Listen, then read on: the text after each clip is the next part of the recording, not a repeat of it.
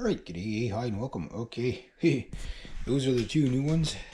Every time you set the 330 conibear for the very first time, it's always like the most challenging because the springs are about 150 pounds of tension on them each, and it always kind of, you don't know what it's going to do the first time, right? So, but you can see got some nice triggers here, and there's the dog, the trigger. Springs. A little tip, make sure when you're setting these that you always have your trigger safeties. Never rely on the safeties, but always have the safeties far enough forward so that you can actually hook them. You can see like it bulks out right around here. And also maybe when you're in the field, move them down a bit so that you can take them off with a like a stick or whatever. And that way you don't have to put your hands near the springs in case they did like that. They would definitely break something on you.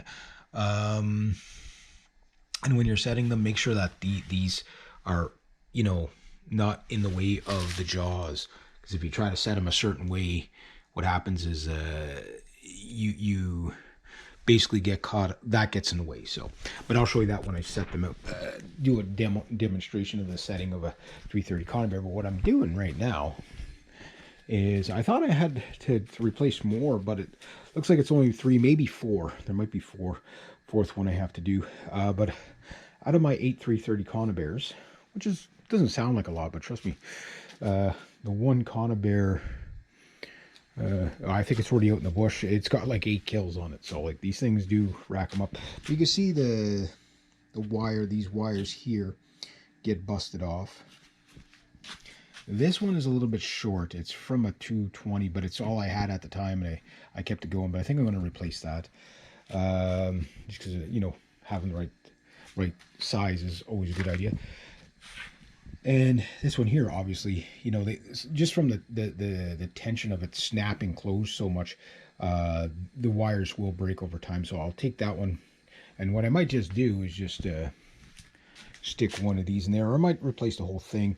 Probably a good idea to put just a dab of Loctite on those, but you want to be able to get them off again if you ever have to. There's different types. These are the Belial types. They're threaded on one side here, so they're threaded there, and then you just put your little bolt through. And these ones here, these are Belials as well, but maybe these are just an older design. A little bit different. These ones have like a nub that comes through, and you just, and it has a as you can see here, it's like that. So this one has the lock washer. So that one actually I'll be that one's going to be really easy for me. I'll just take one of these and just go like this, and there, trigger replaced, or trigger replaced, like that. Fits perfect. Okay, well, I'll just use that one then to make it easy. The grooves, let's see if we can get some light on it. It's always so dark down here. Yeah, maybe I'll look at the new one. Grab my glove. My new ones, I didn't get a chance to wax them yet, so they still got the suck from the blast furnace, I guess, when they're made. So I'm gonna just show you something. Okay, so get some light here. Yeah, there we go. So you can see, there we go. You can see the groove in which that the dog will sit. Sometimes these grooves here will actually wear out on you, and it will actually wear out there, and then you can see the 2 little hoops on the dog here. That'll wear out as well. On usually like there, I don't have enough hands to do this, right about there, it'll wear off the edge, and when you go to set it, it slips. Now you notice there was two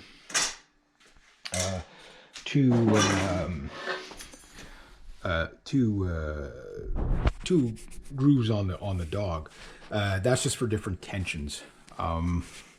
If you have like really monster beavers, you can put it on the inner one, which will give you the most tension, or like I say, if it wears out, you can switch from one to the next. Usually I put it on the first one just because it's A, easier to set, and B, these things have enough killing power for quite large beavers that I never really saw the need for two, but if that's the way they make them, that's the way they make them. Yeah, so anyway, there we go. So I'm going to just kind of get to it, see what I can fix up and how quickly I can fix them. I like it when they're quick to fix up, so this one I have to actually undo. And then I will set that one, have it ready for the bush. Oh, here's what I was talking about. So when you go to set them, always put your safeties out and make sure they don't have to be tight to the ring, but make sure tight to the ring here, but make sure they have enough so that when they are set like this, you can just use a stick to, you don't want them to actually grab, because then you actually have to mess around with the trap and you're shaking the trap while you're out in the bush. You know, you could spring it. So you have it nice and light where you can just with a stick move it off the, so you might have to play around with to see where the best spot is, because you obviously want the safeties to do their job. And when you set them, when you're at the final setting stage, which I'll show you out in the bush, make sure these things are well open, because if you leave them just open them like that much, just the springs opening fast enough, they will spring back and catch. I've had it happen where they've caught in the actual spring. You wouldn't think it'd be that, it could do it that fast, but it can actually do it. There's a lot of, these things are lightning fast when they set off. So anyway, I'll get these fixed up and I'll show you when I'm done.